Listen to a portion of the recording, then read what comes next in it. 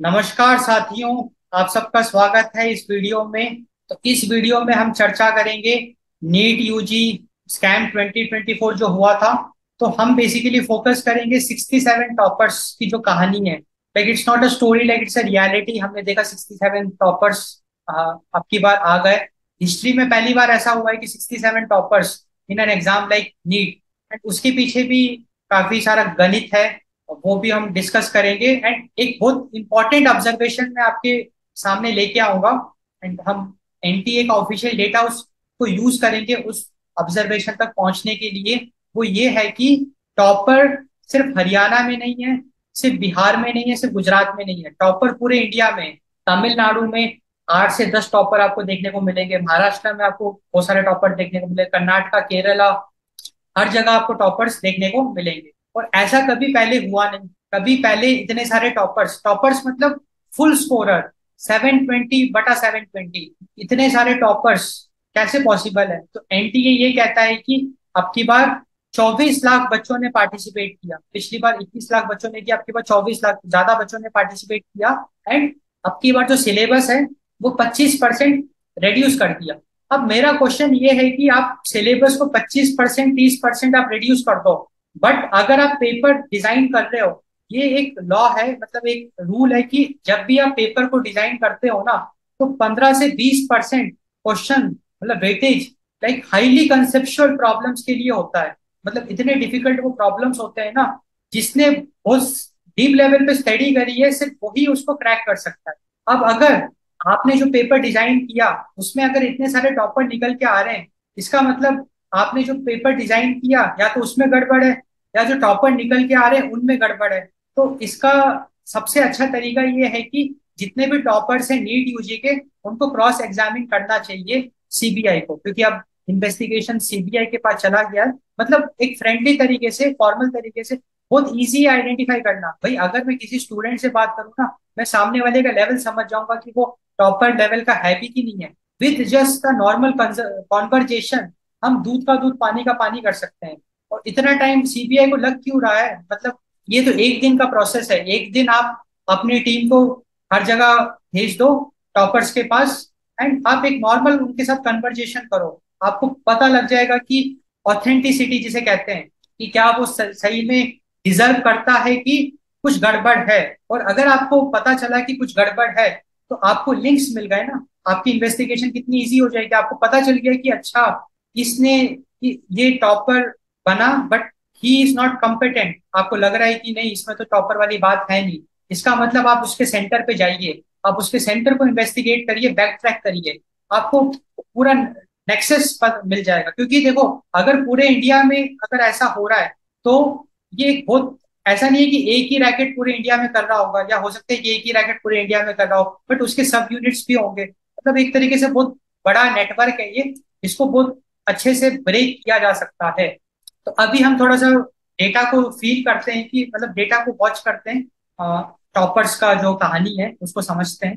तो जैसे आप देख पा रहे हैं स्क्रीन में कि हम ऑफिशियल वेबसाइट पे गए हैं एनटीए की, एंड वहां से हमने ऑफिशियल डॉक्यूमेंट ओपन किया है। ये एनटीए का ही डॉक्यूमेंट, जिसमें उन्होंने कुछ डेटा पॉइंट्स रिलीज किए हैं। तो हम जिस डेटा पॉइंट में इंटरेस्टेड है वो है स्टेट टॉपर्स। या so we are interested in this data, the list of state toppers during 2024। तो इस डेटा को अभी हम समझेंगे। उससे पहले थोड़ा सा मैं और आपसे डिस्कशन करूंगा अबाउट सम बैकग्राउंड चेक हम करते हैं।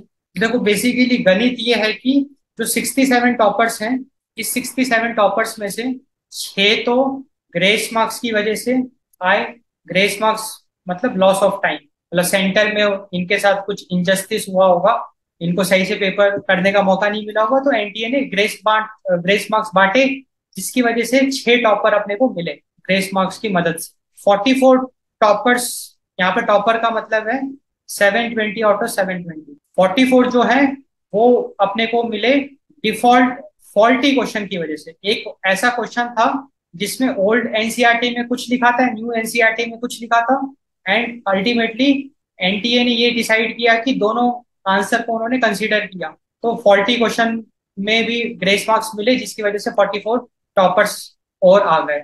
एंड 17 जो टॉपर्स हैं वो जेन्युइन टॉपर्स। लाइक उनको ना तो कोई ग्रेस मार्क मिला, ना कोई फॉल्टी क्वेश्चन के शिकार हुए, ये जेन्युइन टॉपर्स। अब 17 जेन्युइन टॉपर भी अपने आप में एक बहुत बड़ा क्वेश्चन अराइज करता है, क्योंकि आज तक कभी नीट जैसे एग्जाम में 17 टॉपर अपने को देखने को नहीं मिल रहे। और अगर नीट जैसे एग्जाम में 17 टॉपर अगर आ रहे हैं, तो कैसे तो आप एजुकेशन मिनिस्ट्री इस बात को डाइजेस्ट कर सकती है। भाई आप सीधा सीधा एनटीए, लाइक एनटीए को ये कहना पड़ेगा ना कि आप पेपर का स्टैंडर्ड इतना लो कैसे कर सकते हो, like it is.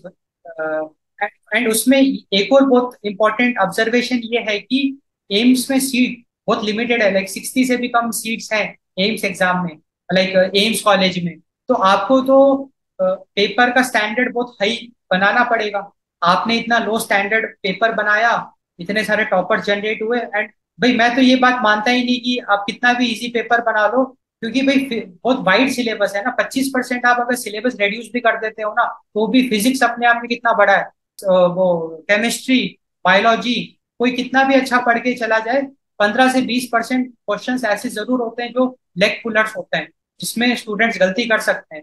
And definitely कुछ स्टूडेंट्स हर साल टॉप करते हैं, definitely they are highly respectable, honourable, हम उनको बिल्कुल दे आर डिजर्विंग।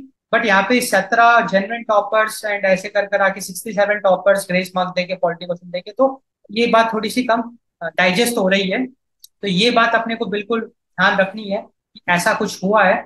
इसके अलावा एक और बहुत इंपॉर्टेंट ऑब्जर्वेशन है जिसपे आपको बहुत ज्यादा फोकस करना है, वो ये है कि जैसे आंध्र प्रदेश में हम देख रहे हैं कि 4 अपने पास टॉपर्स हैं। मतलब 4 ऐसे स्टूडेंट्स हैं आंध्र प्रदेश में जिन्होंने फुल मार्क्स स्कोर करे हैं, 720 आउट ऑफ 720। बिहार में भी अपने पास 4 ऐसे स्टूडेंट्स हैं जिन्होंने फुल मार्क्स स्कोर करे हैं। चंडीगढ़ में अपने पास एक स्टूडेंट है जिसने फुल मार्क्स स्कोर किया है। दिल्ली में अपने पास 4 स्टूडेंट है जिन्होंने फुल मार्क्स स्कोर किए। तो देखो ऐसा कभी नहीं हुआ भारत की हिस्ट्री में, इतने डिफरेंट डिफरेंट स्टेट्स में इतने सारे टॉपर कभी आए नहीं नीट एग्जाम की हिस्ट्री में, पहली बार ऐसा हुआ है। अब गुजरात आप देखो, मतलब ये थोड़ा शॉकिंग है कि गुजरात में इतने सारे टॉपर। एंड देखो बिहार में अपने को 4-5 टॉपर देखने को मिले, एंड बिहार में पेपर लीक की हवा चल रही है, लाइक पेपर लीक हुआ है। पेपर गुजरात में बात चल रही है कि पेपर लीक हुआ है, एंड वहां पे 4-4 टॉपर अपने को मिल रहे हैं। दिल्ली में 4 topper.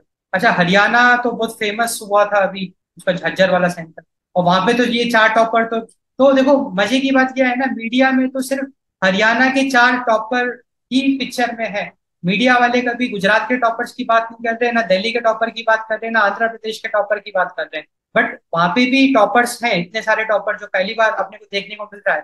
This is known as, like this we call it like statistical anomality. ऐसे डेटा पॉइंट्स जो कि सस्पिशियस है, हम पहली बार ऐसा देख रहे हैं।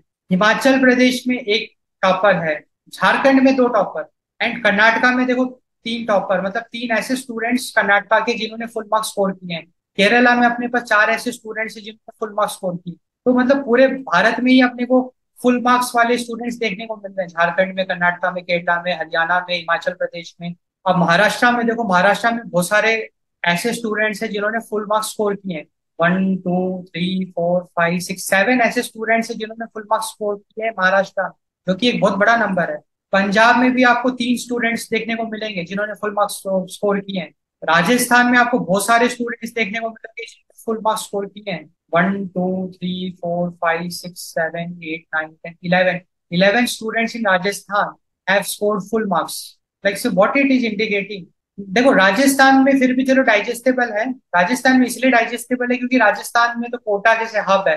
तो कोटा में आज के टाइम पे भारत की सबसे लाइक बड़ी सी बड़ी कोचिंग मौजूद है। वहाँ पे स्टूडेंट्स को टॉप क्लास फैसिलिटी मिलती है, टॉप क्लास तैयारी वहाँ पे होती है। तो राजस्थान में चलो फिर भी एक हद तक डाइजेस्टेबल है। बट तमिलनाडु आप देख लो, तमिलनाडु में कितने सारे टॉपर्स है, 1 2 3 4 5 6 7। त्रिपुरा में टॉपर है, उत्तर प्रदेश में टॉपर, 2 टॉपर। वेस्ट बंगाल में अपने को 3 टॉपर, मतलब वेस्ट बंगाल में भी 3 ऐसे स्टूडेंट्स हैं जिन्होंने फुल मार्क्स स्कोर किया है। तो देखो बेसिकली यहाँ पे हम ना जो टॉपर्स हैं उनको डिसरेस्पेक्ट बिल्कुल नहीं करना चाह रहे हैं। लाइक सी, अगर उन्होंने जेन्युइनली टॉप किया है तो definitely see we respect, we have lots of respect to the topper, because उन्होंने बहुत मेहनत करी होगी। We respect their hard work, it's for sure. But what I want to say is that since यहाँ पे 23 से 24 लाख बच्चों के साथ ना इंसाफी हुई है, तो हमारा ये कंसर्न है कि जितने भी टॉपर्स है ना उनका आप क्रॉस एग्जामिनेशन उनको करो। क्योंकि देखो अगर कोई डिजर्विंग कैंडिडेट है ना, उसको कोई दिक्कत नहीं है, उसको तो अगर आप 10 बार भी क्वेश्चन करोगे वो तैयार है। क्योंकि भाई अगर एक बार एक बंदे ने मेहनत करके एक उसने लेवल अचीव कर लिया, तो डेफिनेटली वो उस लेवल से डाउनग्रेड कभी नहीं हो सकता है। क्योंकि अगर नीट जैसे एग्जाम में कोई अगर टॉप कर रहा है, इसका मतलब कंसेप्चुअली वो एकदम साउंड है। उसको बस थोड़ा सा रिवीजन करने की जरूरत है, और हम तो एक नॉर्मल डिस्कशन से ही पता लगा लेंगे कि वो टॉपर मटेरियल है भी कि नहीं है। ये तो आप भी पता लगा सकते हो भाई, अगर आप अपने फ्रेंड से बात कर रहे हो ना, उसके बातों के लेवल से ही पता चल जाएगा कि उसका क्या लेवल है।